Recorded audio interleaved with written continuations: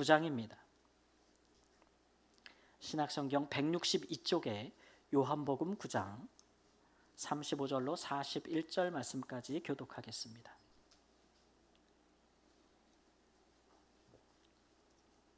신약성경 162쪽에 요한복음 9장 35절 말씀 제가 먼저 읽겠습니다. 예수께서 그들이 그 사람을 쫓아냈다 하는 말을 들으셨더니 그를 만나서 이르시되 내가 인자를 믿느냐? 대답하여 이르되 주여 그가 누구시오니이까 내가 믿고자 하나이다. 예수께서 이르시되 내가 그를 보았거니와 지금 너와 말하는 자가 그이니라. 이르되 주여 내가 믿나이다 하고 절하는지라. 예수께서 이르시되 내가 심판하러 이 세상에 왔으니 보지 못하는 자들은 보게 하고 보는 자들은 맹인이 되게 하려 함이라 하시니 바리새인 중에 예수와 함께 있던 자들이 이 말씀을 듣고 이르되 우리도 맹인인가? 함께 읽겠습니다. 예수께서 이르시되 너희가 맹인 되었다라면 죄가 없으려니와 본다고 하니 너희 죄가 그대로 있느니라. 아멘.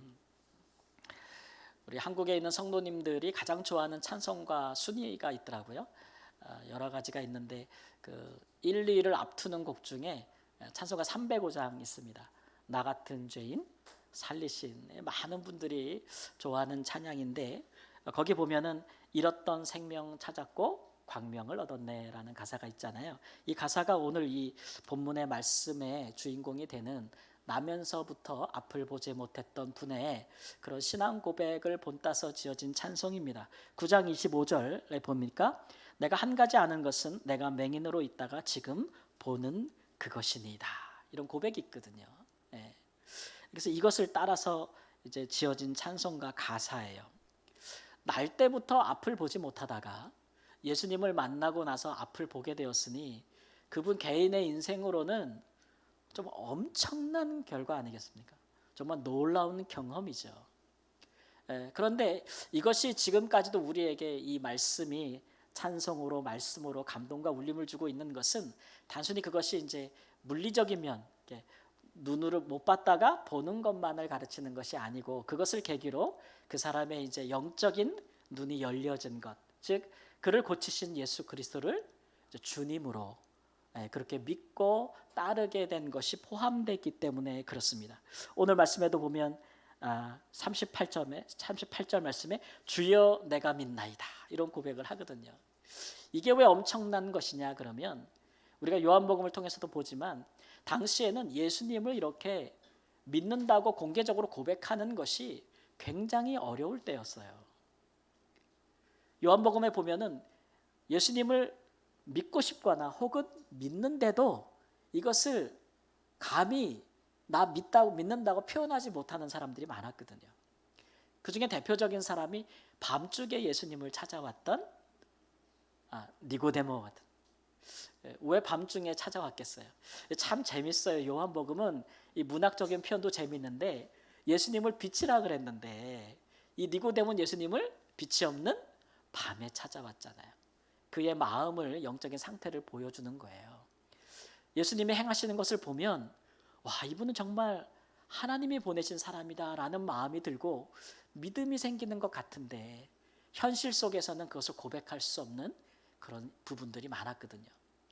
또 심지어는 당시에 사내들인 공의회 회원이었던 아리마다 요셉 같은 사람, 오늘날로 말하면 국회의원인데 이 사람도 예수님을 믿기는 하지만 내가 믿노라고 표현하지 못했거든요. 드러내지 못했다 이러네.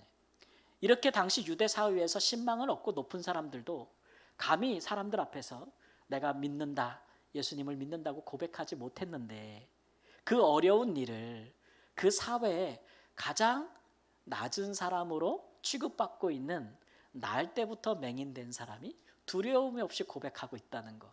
이것이 이제 오늘 우리가 살펴볼 굉장한 충격과 반전의 사건이다라는 것입니다. 이것이 왜 중요하냐 그러면 우리 사회에도요, 통계를 보면은 내가 그리스도인이다 라고 공개적으로 신앙을 고백하면서 당당히 살아가는 사람들이 절반에 미치지 못한대요.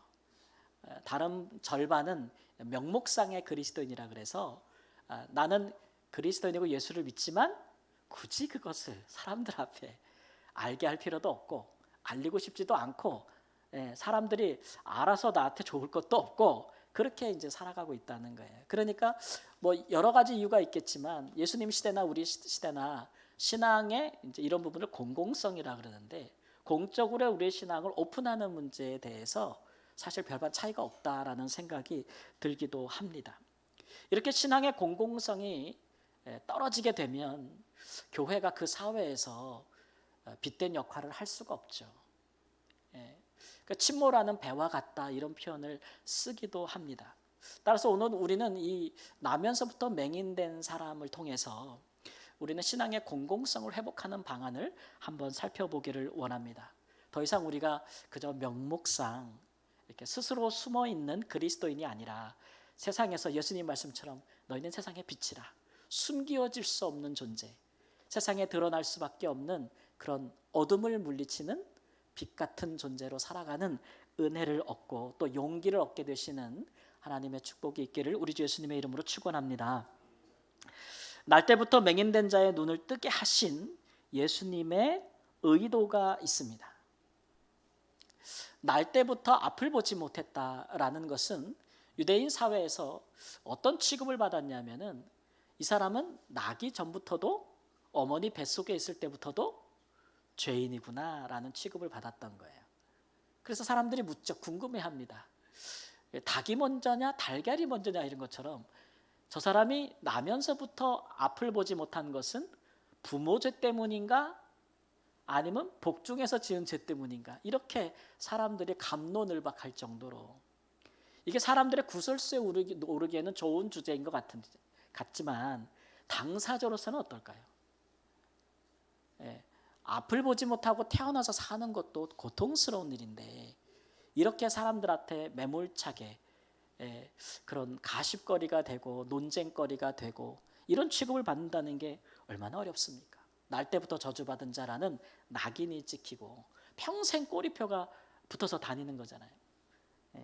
그래서 무엇을 할 수가 없어서 사람들에게 그저 길거리에서 적선을 하면서 살아갈 수밖에 없는 이 사람을 예수님께서 고쳐주셨단 말이에요. 의도적으로.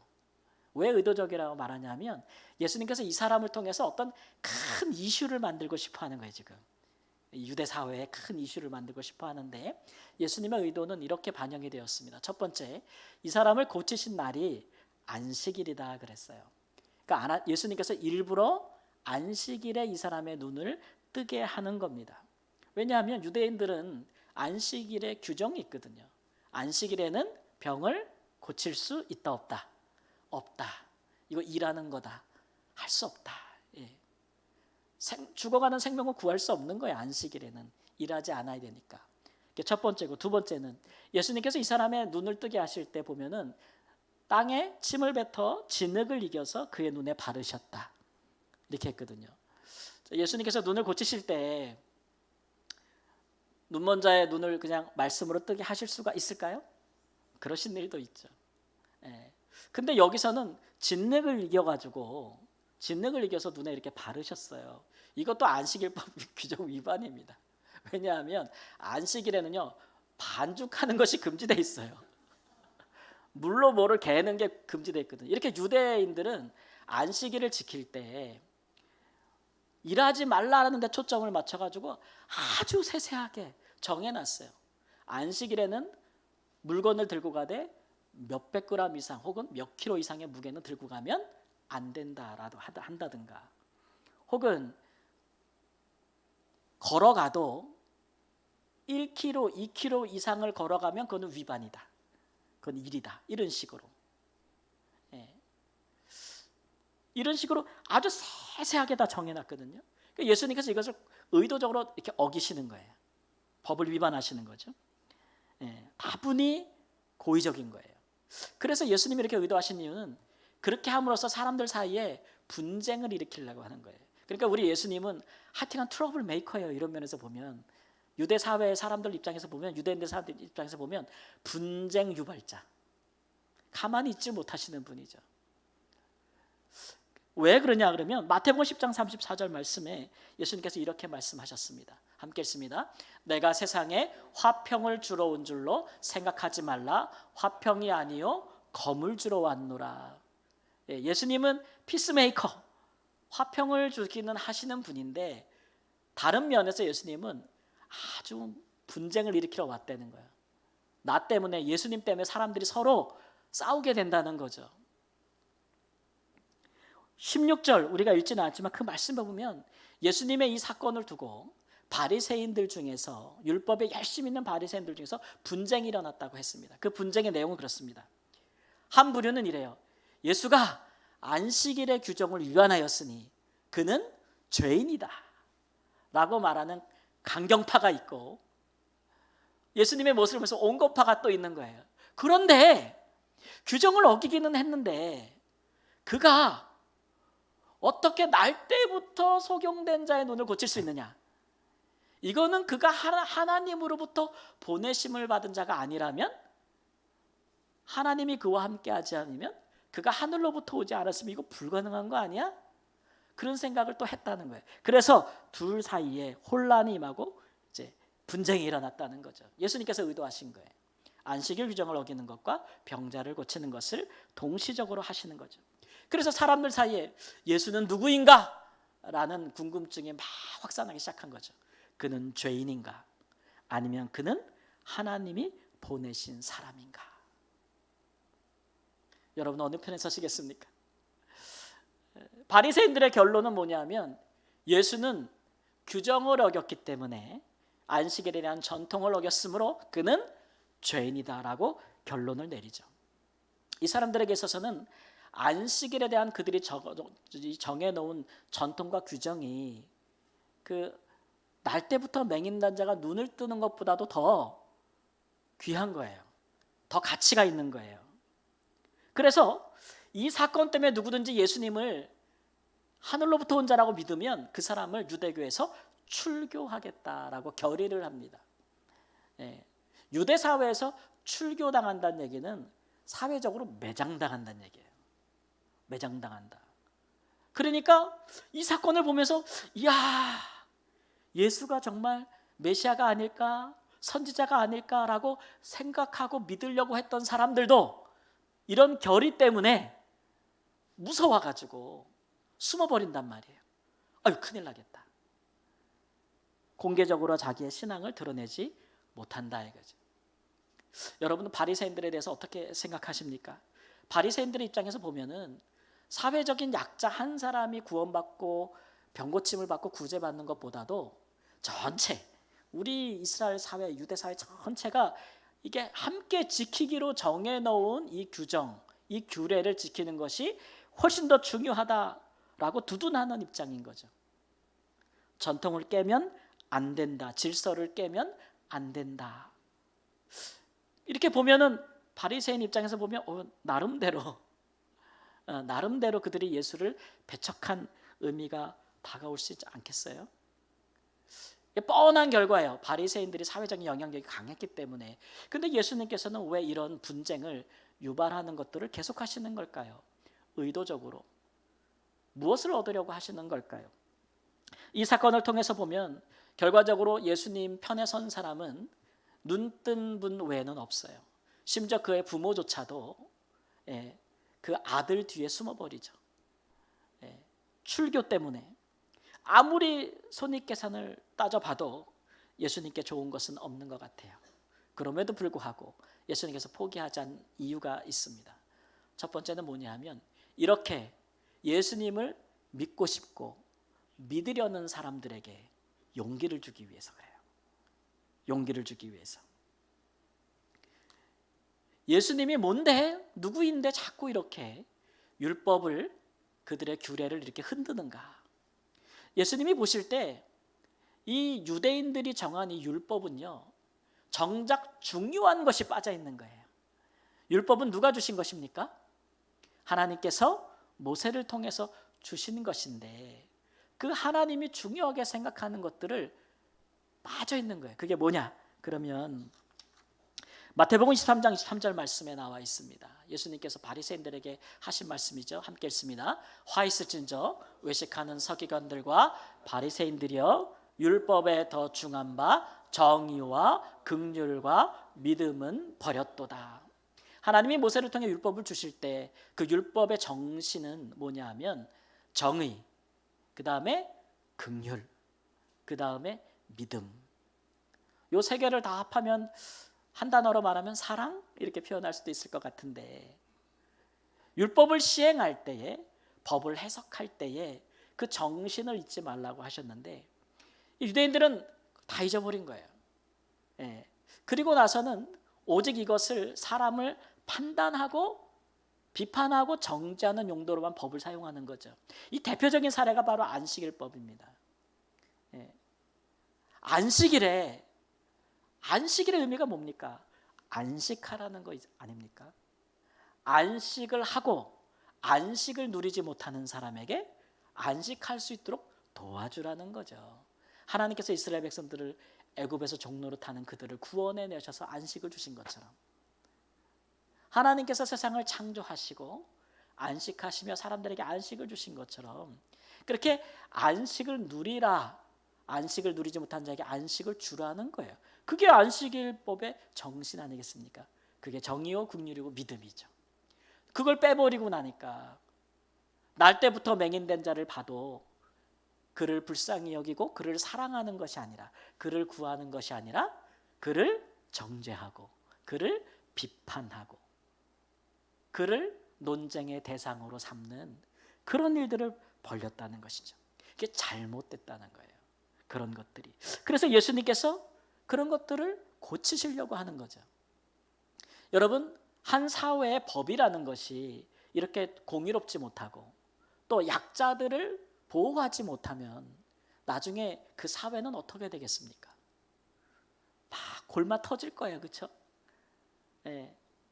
사회적으로 불법이 성행하게 될 것이고 정의가 사라지게 될 것이고 피해자들과 고통받는 자들을 보호해주고 신원해주지 못할 거예요.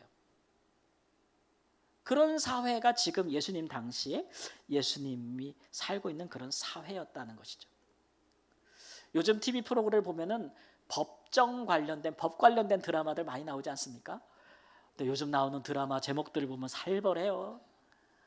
예, 전에 나왔던 드라마가 막 악마 판사, 와 대단하죠. 이번에 나온 드라마는 지옥에서 온 판사. 목사님 드라마만 보나 보다, 제목만 보나 가끔 보기도 하고. 예, 내용들을 보면요 굉장히 수위가 높아요.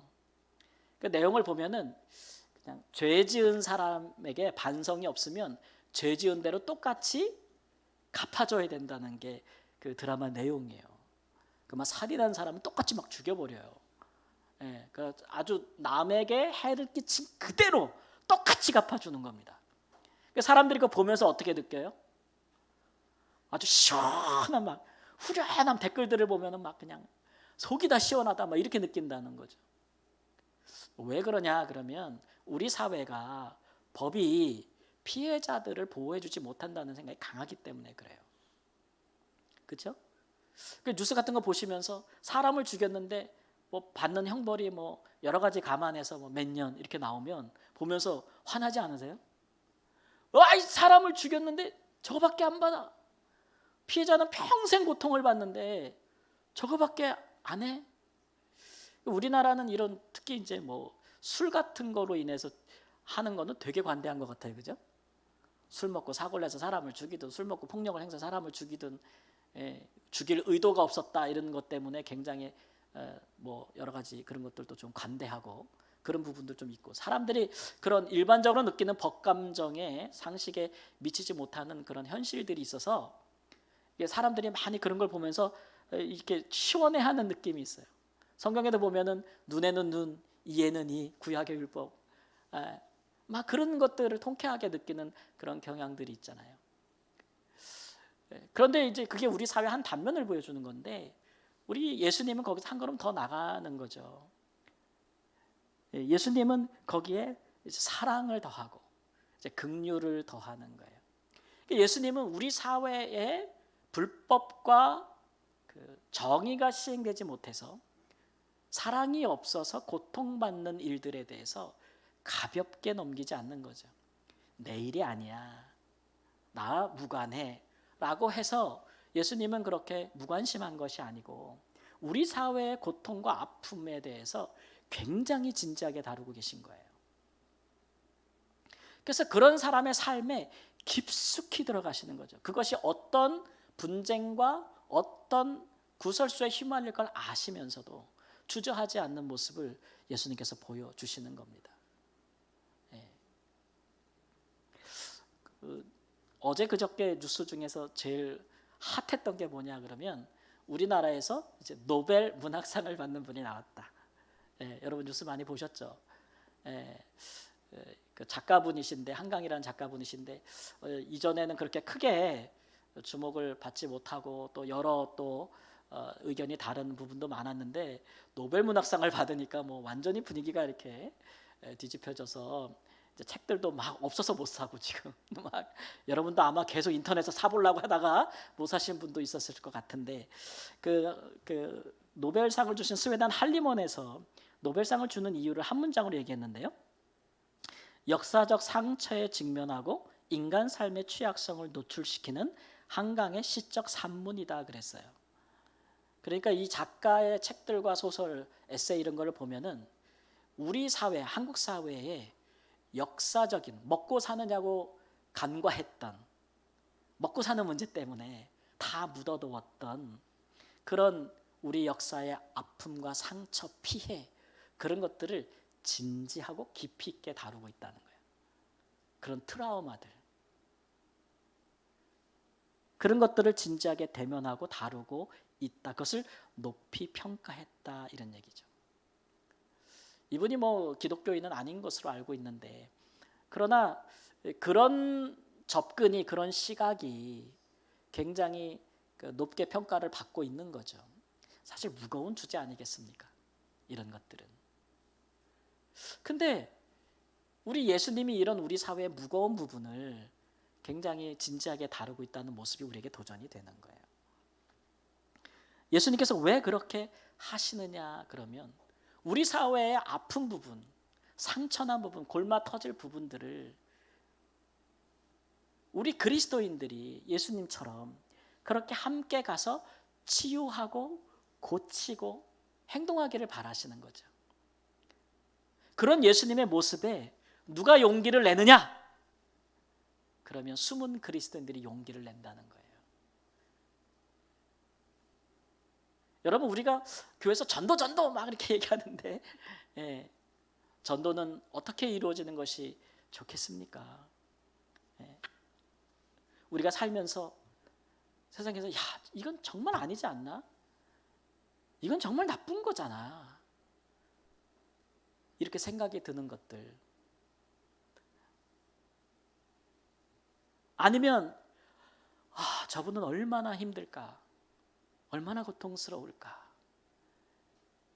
이렇게 마음에 긍휼히 여기는 마음이 일어나게 하는 그런 분들, 우리가 그럴 수도 있고 다른 사람이 그럴 수도 있고 우리의 형제와 이웃들이 그럴 수도 있는데 그런 것들에 대해서 모른 척하는 것이 아니고 대신 목소리를 좀 내주고 옆에 같이 있어주고 때로는 예수님처럼 행동해 줄 수 있는 그런 그리스도인들의 모습, 그런 것들을 통해서 사실은 복음의 빛이 전파되는 것 아니겠습니까? 우리가 뭐 거창하게 뭐 정치를 해야 세상을 꼭 바꾸는 건 아니잖아요. 그런 부분에서 우리 그리스도인들이 좀 수준이 있었으면 좋겠어요. 하나님 앞에 복을 구하고 형통을 구할 때도 이유가 있었으면 좋겠어요. 하나님 앞에 우리 사회에 이런 부분들을 고치고 치유함에 있어서 하나님 내게 복을 주시면, 하나님 내게 은혜를 주시면, 하나님이 나를 도와주시면 내가 예수님처럼 이런 일들에 하나님 내가 내 자신을 드리겠습니다. 수준이 있어요, 없어요?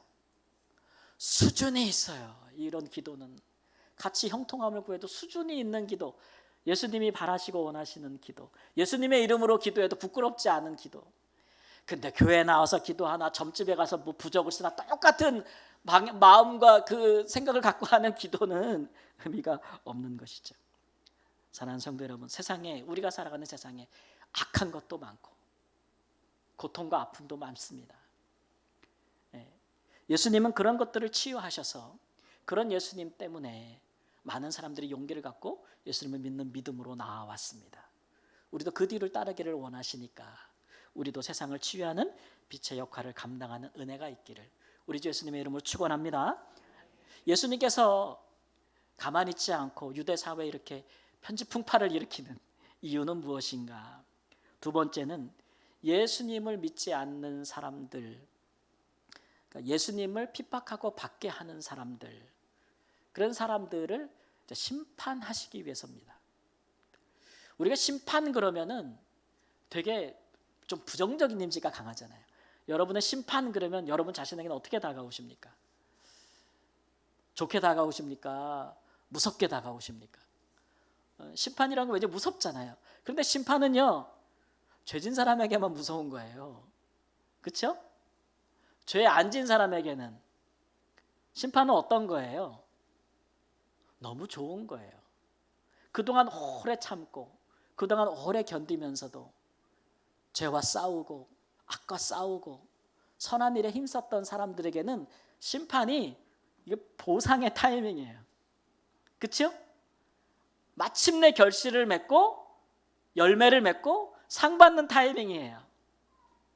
그런데 그렇지 않고 죄를 짓고 악을 행하고 그런 사람들에게는 심판이 두려운 순간이죠. 그러니까 사실 우리는 심판 그러면 어떤 마음을 가져야 돼요? 두려운 마음? 아니에요. 기다리는 마음이죠. 빨리 그때가 왔으면 좋겠다. 사실 그런 거예요. 그리스도 예수 안에 있는 사람은.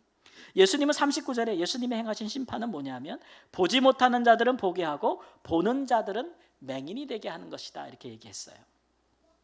그러니까 예수님 때문에 나면서부터 앞을 보지 못했던 분은 예수님 이제 앞을 보게 되고 또 예수님을 보게 되고 예수님을 주로 영접하게 되는, 믿게 되는 그런 역사가 있었는데, 그런 표적을 행하시는 예수님을 보고도 바리새인들은 어떻게 했어요?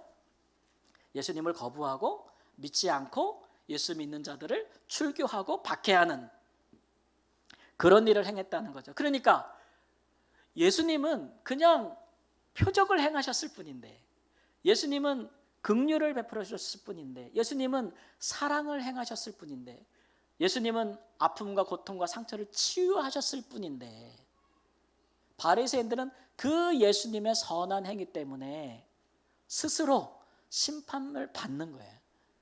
심판받는 자리로 나가는 거죠. 그걸 예수님은 내가 세상에 심판하러 왔다, 이렇게 말씀하고 있는 거예요. 예수님께서 바리새인들 불러다가 재판정에 세우고 땅땅땅 치면서 이런 나쁜 놈들 지옥에나 떨어져라, 이렇게 하시는 게 아니라고요. 이게 굉장히 아주 흥미로워요. 예수님이 행하시는 심판이 굉장히 흥미로워요. 예수님은 자기 일을 하시는 거예요. 하나님의 일을 하시는 거예요. 근데 심판받을 사람들은 누가 만든 게 아니고 스스로 예수를 안 믿고 예수를 부정하고 그 선한 행위를 박해하고 핍박하고 못된 짓을 하는 자리로 스스로 나가는 거예요. 그게 심판입니다. 마지막 날에도 그럴 거예요. 마지막 날에도, 이 세상에도 그렇지만 우리가 마지막 날 하나님 앞에 가면 하나님이 사람 세워놓고 뭐 잘했니 뭐 못했니 다 따져 묻지 않을 거예요. 성경은 뭐라 그래요? 사람이 스스로 다 드러낼 거예요. 하나님의 심판은 그렇게 행하시는 거거든요. 그게 우리에게도 굉장히 이제 좀 용기를 줍니다. 우리가 살다 보면 나쁜 사람, 악한 사람들 있잖아요. 까닭 없이 우리가 아무리 선한 일을 행하고 좋은 일을 행해도 우리를 미워하는 사람도 있고, 그럴 때에 우리 드는 생각이 하나님은 뭐하나, 저런 거 안 잡아가고 막 이런 거 하나님 왜 참고 있나, 막 이런 생각 막 들 때 있잖아요. 근데 여러분, 하나님은 가만히 있는 게 아니에요. 안 잡아가는 게 아니에요. 성경 말씀에 의하면은 그 사람들은 스스로 심판의 자리에 나가고 있는 거예요.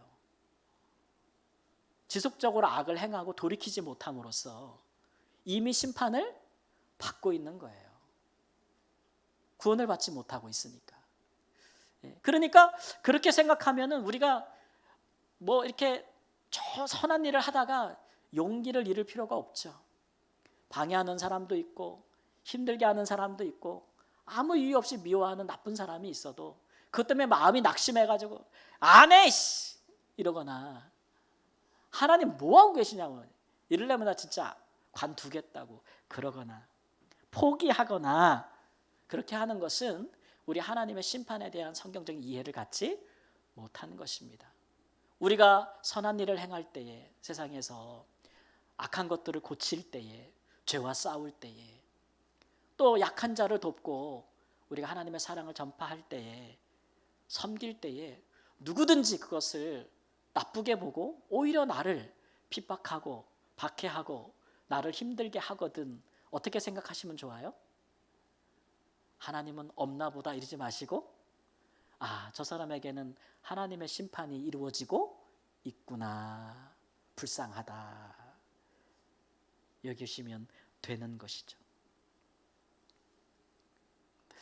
제가 이번 주간에 11월 우리 추수감사 행사 때 모실 강사 목사님을 만나러 저기 성수동을 갔습니다. 성수동 가니까 좋더만요. 핫플레이스 처음 가봤어요. 만나면 그분 얘기하는데 그분은 한국의 한 중견기업에서 사목으로 계신 분이에요. 그러니까 저처럼 교회에서 목회하는 분이 아니고 회사에서 이제 사원들을 대상으로 회사 가면 뭐 이렇게 신우회도 있을 거 아닙니까? 거기서 이제 그분들에게 예배 인도도 하고 뿐만 아니라 이제 꼭 믿지 않는 많은 사원들도 있을 거 아니에요? 그분들에게도 상담도 해주고 많은 자격증이 있어서 상담도 해주고 회사 생활을 잘할 수 있도록 도와주고 회사에 건전한 회사 문화가 자리 잡을 수 있도록 그렇게 협력하는 그런 교육하는 일들을 많이 하고 계시더라고요. 그 딱 보니까 참 멋있어 보였어요. 저보다 키도 작고 머리도 없어. 딱 보면서 왠지 우위에 선 느낌? 딱 만나면서 악수할 때부터 마음이 편한 거예요. 이런 마음 가지만 사람 외모로 보면 안 되죠. 근데 그분하고 1시간, 2시간 얘기하면서 마음이 참 겸손해지더라. 야, 이분 참 대단하시다. 아름답다. 멋있다. 아까 누가 멋있다 그러셨는데 왜 그런 마음을 가졌냐면 이분이 참 어려움을 많이 당하셨더라고요. 사회생활도 많이 해보셨고 교회 사역도 많이 해보셨는데 사람들한테 참 많이 당했어요. 근데 이야기를 들어보면 잘못한 것도 없는데 주변에서 가만 놔두질 않았네. 그래서 마음에 너무 그게 아파가지고 상처가 돼가지고 이제 마음에 병이 깊었던 분이에요. 그러니까 뭐 우리가 흔히 얘기하는 우울증도 막 생기고 대인기피증도 있고 아예 뭐 집에 은둔 생활도 하고 사람들 앞에 나서지 그런 아픈 기간이 많으셨더라고요. 그런데 문제는 그런 것들로 인해서 그분이 자기가 하나님 앞에서 부르심을 받아서 걸어가는 길을 끝내 포기하지 않았다는 거예요. 그런 사람들을 원망하고 탓하면서 하나님을 원망하면서 자기가 낙심하고 완전히 다 절망하지 않았다는 거죠. 오히려 그런 현실을 보면서 내가 해야 되는 이유, 내가 더 살아나야 되는 이유, 내가 이 길을 가야 되는 이유를 더 발견하시면서 그 아픔 가운데서도 한 걸음씩 한 걸음씩 한 걸음씩 한 걸음씩 전진하셔서 오히려 그분이 겪었던 그 많은 아픔이 이제는 놀라운 영적인 걸음이 된 거예요. 그래서 회사에서 믿는 사람이나 믿지 아니하는 사원들과 이야기할 때에 그들이 당하는 아픔과 고충에 대해서 들을 때에 이해가 가겠어요, 안 가겠어요? 헤아릴 수가 있는 거예요. 헤아릴 수가 있고 공감할 수가 있고 같이 울어줄 수 있는 거예요. 그런 얘기를 막 나누는데 너무 멋있고 너무 아름답고 너무 귀하다. 그러니까 여러분 그렇게 그런 일들은 우리에게 하나님을 원망하고 포기할 이유는 되지 않습니다. 우리가 숨어버릴 이유가 되지 않아요. 오히려 그것이 우리가 하나님 앞에 더 나아가면 그것이 우리가 세상을 바꿀 수 있고 사람을 섬길 수 있는 아픔을 치료할 수 있는 아주 깊이 있는 그런 우물이 될 것입니다. 우리 사회에서 우리가 살면서 이건 정말 나쁘다, 이건 정말 고쳐야 돼, 저 사람 정말 안타깝다 라고 느끼는 일들이 있지 않습니까? 그럴 때 여러분, 우리가 무관하고 방관한다면 우리는 그리스도인으로서 제 역할을 하지 못하고 있는 것입니다. 예수님이 우리에게 용기를 주시지 않습니까? 용기를 내셔가지고 다가가시고 내가 있는 그 자리에서 바꿀 수 있기를 원하시고 바꾸도록 기도하시고 실천하시고 부딪히셔서 고칠 것은 고치고 치유할 것은 치유하는 두려움이 없는 담대한 힘을 얻으시는 복된 하나님의 사람으로 사시기를 우리 주 예수님의 이름으로 축원합니다. 아멘. 기도하겠습니다. 주님, 우리 스스로가 너무 연약하다는 것을 잘 알고 있습니다. 나설 때도 나서지 못하고 말할 수 있을 때도 말하지 못하며 할 수 있음에도 불구하고 뒤로 물러갈 때가 많습니다. 무서워서, 두려워서, 하나님 귀찮아서, 손해보기 싫어서, 여러 가지로 하나님 우리가 하나님 보시기에 부끄러울 때가 많습니다. 그러나 오늘 말씀에 그런 것들을 두려워하지 않으시고 용기를 내셔서 앞장서셨던 예수님께서 두려워하는 자들의 의지할 자가 되시고 예수님을 통해서 많은 자들이 빛으로 나왔던 것처럼 하나님 아버지, 우리도 예수님을 닮아서 세상에서 빛으로 살아갈 수 있고 많은 자들에게 용기를 줄 수 있는 사람이 되도록 하나님 우리를 세워주시고 우리를 은혜 안에서 강하게 세워주옵소서.